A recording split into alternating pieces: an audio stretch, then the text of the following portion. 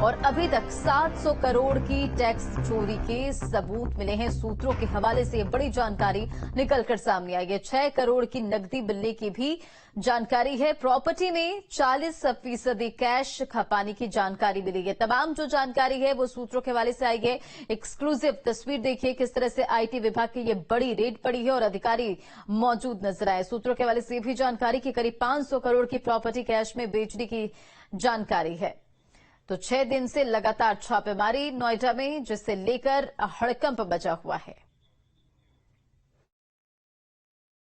Income tax विभाग की Delhi NCR में अब तक की सबसे बड़ी छापेमारी देखी गई है। पिछले 6 दिनों से लगातार नोएडा, ग्रेटर नोएडा, दिल्ली एनसीआर के करीब 40 ठिकानों पर छापेमारी चल रही है। सेक्टर 90 में हम मौजूद हैं।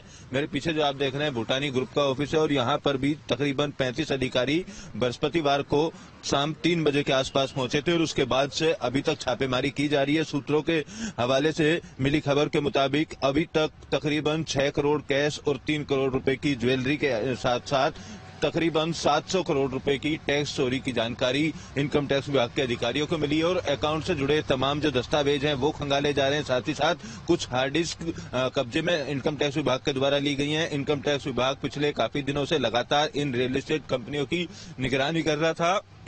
पुख्ता सबूत मिलने के बाद इस छापेमारी की कार्रवाई को किया गया है। तकरीबन 700 करोड़ के आसपास की टैक्स चोरी की जो जानकारी है वो सूत्रों के हवाले से अभी तक मिल रही है और इन तमाम कंपनियों से जुड़े जितने भी ठिकाने हैं उन पर छापेमारी की जा रही है। तमाम कंपनी से जुड़े अकाउंट से संबंधित जो भी लोग हैं उनसे पिछले 6 दिनों से लगातार पूछताछ की जा रही है। तमाम अधिकारी डटे हुए हैं। रात और दिन तमाम एविडेंस को खंगाला जा रहा है। छापेमारी पूरी होने के बाद एक बड़े टैक्स चोरी के नेक्सस का खुलासा होने की संभावना जताई जा रही है। वीडियो जर्नलिस्ट संजय शर्मा के साथ अमित चौधरी, न्यूज स्टेट नोएडा। और प्रशासन की लाख कोशिशों के बावजूद भी गाजियाबाद में अवैध निर्माण फल फूल रहा है। एक के बाद एक लगातार अवैध निर्माण के कार्य जारी। रिपोर्ट देखिए।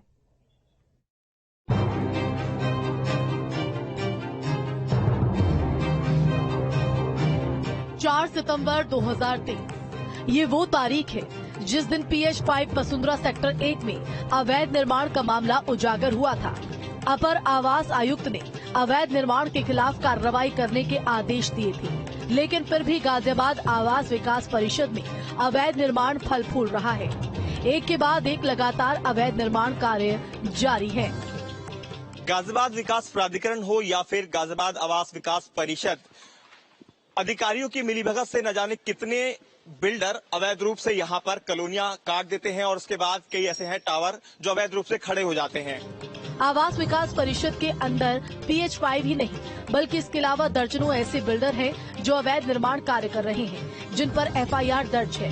यहाँ तक कि आवास विकास की तरफ से कागजों में कार्रवाई दिखाई गई है, लेकिन आज वही निर्माण कार्य बनकर पूरी तरह से खड़े हो चुके हैं।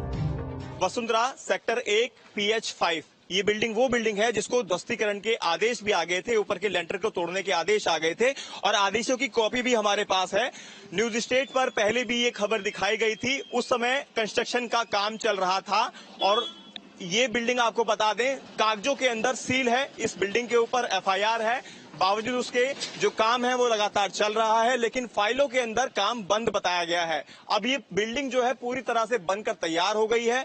इसका अगर नक्शे की बात करें तो कॉमर्शियल नक्शा इसका अप्रूव्ड नहीं है, बावजूद उसके नीचे अगर आप देखेंगे तो नीचे कॉमर्शियल एक्टिविटी के लिए यहाँ पर दुकानें बना दी गई हैं। नीचे अगर आप देखेंगे तो फर्स्ट फ्लोर पर जो ग्राउंड फ्लोर इसका दिखाया गया है वहां पर दुकानें हैं। ऊपर का जो फ्लोर है वो एक्स्ट्रा है, कागजों में वो फ्लोर नहीं है, नक्शे के अंदर नहीं है, बावजूद उसके जो ऊपर का फ्लोर है वहां लेंटर डल गया है जिसको तोड़ने के आदेश भी हैं। वहीं दूसरी तरफ जब इस मामले में आवास विकास परिषद के अधीक्षण अभियंता राकेश चंद्रा का कहना है कि समय समय पर नोटिस दिया गया और अब FIR दर्ज कराई गई है, आगे की कार्रवाई की जा रही है। इस पे पुनः निर्देश दिए जा रहे हैं, अगर कॉमर्शियल एक्टिविटी कर रहा है तो उसको तत्काल बंद कराए।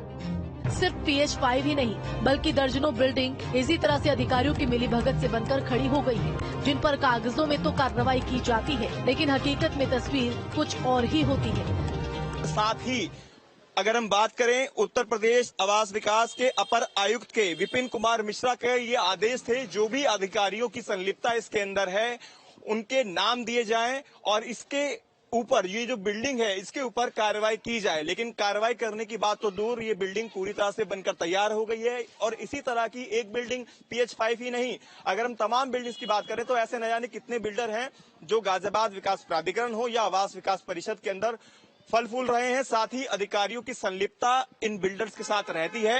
यही वजह है कि काम लगातार चलता रहता है और कागजों में वो काम बंद रहता है। वीडियो जर्नलिस्ट अमित कुमार के साथ हिमांशु शर्मा, न्यूज स्टेट, गाजियाबाद। और फिलहाल इस बुलेटिन में इतना ही। खबरों का सिलसिला जारी है।